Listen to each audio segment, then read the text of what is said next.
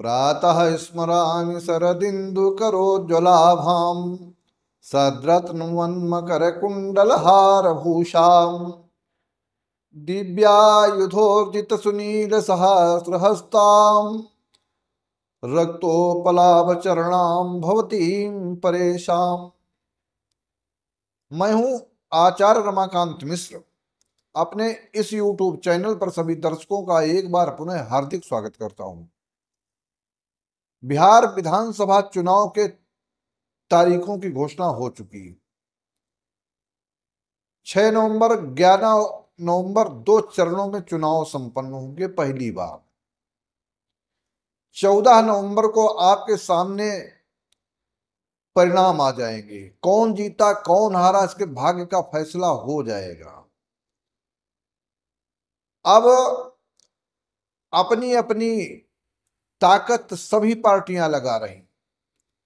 Jan Suraaj party भी एक नई पार्टी उभर करके आई, वो भी अपनी ताकत को आजमा रही कि सरकार बनाएंगे।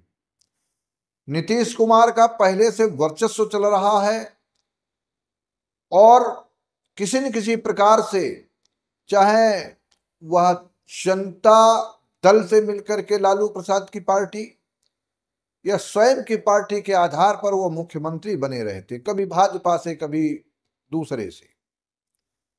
नीतीश कुमार का वास्तविक दृष्टि से देखा जाए क्या इतना भाग्य प्रबल है। कभी कभी जब इनकी कुंडली का विश्लेषण करता हूं तो आप पाता हूं कि मिथुन लग्न की कुंडली है। लग्न का स्वामी बुध 4 ग्रहों से भाग्य स्थान 9 मूल त्रिकोण में विराजमान। सूर्य है, बुध है, बृहस्पति है और राहु है। राहु बृहस्पति जब एक साथ होते हैं चांडाल योग बनाते हैं और बुध सूर्य बुधादित्य योग बनाते हैं। लेकिन बुध ज्ञान बुद्धि का प्रतीक है और भाग्य स्थान पर विराजित है। इस कारण से ऐसे कौन सी ताकत है जो इनको वहां तक पहुंचाती है। जन्म के समय इनका चतुर्थ भाव में शनि ग्रह विराजमान है, वो कन्या राशि में है। अर्थात चतुर्थ भाव में शनि विराजित होने के कारण शनि जब देता है तब ढेरों के ढेर देता है। पूर्व जन्म के कर्मों के आधार पर फलित भी वही करता है। आज शनि ठीक उसी के सामने, अर्थात मिथुन राशि की कुंडली में 10th भाव अर्थात मीन राशि में गोचर कर रहा है। और पहले से विराजमान जन्म के समय शुक्र जो उच्च राशि में है और मंगल भी योगद है। बहुत बढ़िया 10th भाव में एक कारक बन करके फल देता है, क्योंकि 10th का मंगल एक ताकत, एक पौरुष, एक शक्ति, अपने वर्चस्व को कायम रखने की कला सिखाता है। इस सारे ग्रह गुणों का आधार है। लेकिन इनका द्वितीय भाव का स्वामी चंद्रमा है। चंद्रमा द्वितीय होकर के 6वें भाव में रोग ऋण शत्रु अर्थात नीच राशि में विराजमान और वह केमद्रुम दोष भी बनाता है। चंद्रमा नीच का है। वाणी से कभी कभी इनकी अवस्था की दृष्टि से नहीं, वैसे भी वाणी के द्वारा कभी कभी विचलित हो जाते हैं और कोई ऐसे शब्दों का प्रयोग कर देते हैं नीतीश कुमार जिस प्रकार से समाज में उसका गलत प्रभाव पड़ता है। लेकिन फिर भी वयोवृद्ध नेता के नाते ऐसे व्यक्ति को लोग भूल जाते हैं, माफ कर देते हैं।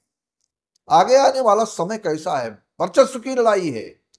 एक तरफ राहुल गांधी की पैदल यात्रा से लेकर के मोदी झूठा है, मोदी चोर है की यात्रा करके, तेजस्वी यादव अपनी कर्मठता कार्यकुशलता अपने पिता की पद चिन्हों पर चल करके कितना भी कोई कुछ करे ये सारी ताकत आजमाते हैं। और बिल्कुल ठीक उसी प्रकार से जैसे अखिलेश यादव उत्तर प्रदेश में, उसी प्रकार से अनुकरण करके यादव मुस्लिम की राजनीति विशेष करके करते हैं। क्या ऐसा योग इनके लिए सफल हो पाएगा इस बार के चुनाव में? क्या कहती है कुंडली? मैंने देखा है तेजस्वी यादव की कुंडली का भी मैंने बिल्कुल पूर्ण रूप से कुंभ लग्न की कुंडली है निरीक्षण किया है और इनकी कुंडली का विश्लेषण के आधार पर मैंने आपको भविष्य वाणी भी की है। आने वाला समय 14 नवंबर को जब आपके सामने परिणाम होंगे तो परिणाम किसके पक्ष में जाएंगे? इस समय वर्तमान समय में जो पद प्रतिष्ठित हैं नीतीश कुमार जी, राहु की महादशा चल रही है। राहु की महादशा में शुक्र का अंतर रहेगा जून तक, और उसके दिसंबर 2026 जून 2026 तक रहेगा। सॉरी, क्षम्यता। राहु की महादशा में शुक्र का अंतर रहेगा 2026 तक। उच्च राशि में शुक्र विराजमान है, और उच्च राशि में होने के कारण राहु नवम भाव में गोचर कर नवम भाव में जन्म के समय विराजमान है। इस नाते राहु की महादशा मूल त्रिकोण में बहुत सुंदर फल देती है, लेकिन गुरु चांडाल योग होने के कारण इनका मन मस्तिष्क भ्रमित हो जाया करता है। और उस भ्रमित होने की स्थिति में आज की स्थितियों के आधार पर और देखें, मिथुन राशि में गुरु गोचर कर रहा है। गुरु की सप्तम दृष्टि पड़ रही है पार्टनर स्थान पर, लेकिन अतिचारी गुरु होकर के द्वितीय भाव में गोचर करेगा चुनाव के समय, और कर्क का गुरु उच्च राशि में हो जाता है, और उसकी जहां जहां दृष्टि पड़ती है नवम दृष्टि से लाभ की स्थिति को पैदा करके यहां तक है कि इनका राहु की महादशा जन्म के समय गुरु ग्रह भी नवम भाव में, गोचर में द्वितीय भाव में, ये सारे ग्रहों के आकलन की दृष्टि से आपको, बहुत लोग ज्योतिष समझते हैं, ज्योतिष की एक एक बिंदु के आधार पर समझने का प्रयास करते हैं। इनके लिए मैं ऐसे शब्दों को, ऐसा कोई भी एस्ट्रोलॉजर ऑल ओवर इंडिया में नहीं बताता। एक एक ग्रह दशा, महादशा, अंतर प्रत्यंतर, सूक्ष्मांतर और प्राण दशा तक नहीं जाता है। लेकिन मैंने 14 नवंबर को जब चुनाव के परिणाम आएंगे तो महादशा, अंतर दशा, प्रत्यंतर दशा, सूक्ष्मांतर दशा तक का मैंने निरीक्षण किया है। इस आधार पर एनडीए को बहुमत पूर्ण रूप से मिलने के योग दिखाई देते हैं। सीटें कितनी प्राप्त होंगी आपको कुछ एक सप्ताह इंतजार करना है। गणना चल रही एक एक से, जैसे मैंने दिल्ली से लेकर हरियाणा तक, राजस्थान से लेकर छत्तीसगढ़ तक और मध्य प्रदेश से लेकर जो जो मैंने कहा, जितनी सीटों का कहा, उसी प्रकार से सीटें प्राप्त हुई हैं। ये भगवती पराम्बा जगदम्बा महाशक्ति त्रिपुरांतिका शक्ति की कृपा है, और उस महाशक्ति की दया से कथनी और करनी के योग के द्वारा जो वाणी का समलन करोति पुरुषम या संस्कृताधारित, वाणी के द्वारा निकले हुए शब्दों के आधार पर वही शब्द चयनित होंगे। ये पराम्बा शक्ति की कृपा होगी। इसलिए एक सप्ताह आप इंतजार करें किस पार्टी को कितनी सीटें मिलेंगी। लेकिन मैं ये दावे के साथ में कहता हूं, आज के इस वीडियो के माध्यम से एनडीए की सरकार बन रही है। सीट बंटवारे में कुछ थोड़ी सी समस्या आ रही है, देखने को आपको मिल रहा है, लेकिन आएगी भी।